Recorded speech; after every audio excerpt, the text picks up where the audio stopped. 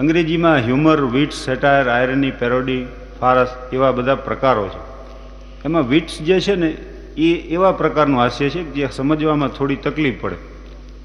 એક જણો કે બે ટાલિયા બાજ્યા, પણ કે બાજ્યા શું કામ? તો કે દંતિયા હાટું. જો વિચાર કરો તો એમાં મજા આવે. એક જણો મને વળી સમજાવતો હતો, મને કે આપણે જે સિગરેટ પી છે ને એમાં આટલી સિગરેટ તો નાખી જ દેવી પડે.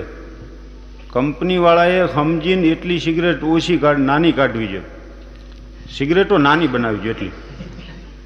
હવે એમાં શું ફાયદો થઈ જાય હું તો સમજો નહીં. સ્ટેશનમાં એક જણો મને કે જો જ્યારે જ્યારે એક્સિડન્ટ થાય ને આગલા 2 ડબ્બાના ભૂકા બોલી જાય. રેલવેવાળાએ શું કરવું જોઈએ? એ ડબ્બા સમજીને વાહે લગાડી દેવાય.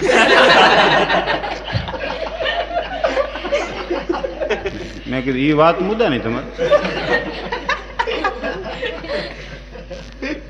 થાન રેલવેની ફાટક પાસે આવીને 2 જણા ઉભા રહ્યા, પૂછ્યું કોકને કે અહીંથી હરા કેટલું થાય? તો ઓલા કે સરા અહીંથી 22 માઇલ થાય. તો કે 2 જણા છીએ ને 11 માઇલ આવશે, હાલો હાલી નાખે. આમને કઈ રીતે ફાયદો કરી લીધો એ મને ન સમજાણું. અમારો એક સાંસ્કૃતિક કાર્યક્રમ અહીંયા રજૂ થતો ને હું દેવ સાહેબ બેઠેલા, તો ઓલા પાત્રો જે ભજવતા ને છોકરાઓ, એમાં દેવ સાહેબે મને પૂછ્યું, મને કે આ રામજી જીવા કેનો દીકરો? મેં કીધું સાહેબ જીવાનો. હા તમે ઓળખો બધાને. પણ એક જણો દોડાદોડ મને આવીને પૂછ્યું, મને કે 1:30ની બસ ક્યારે ઉપડે? મેં કીધું 1:30 વાગે.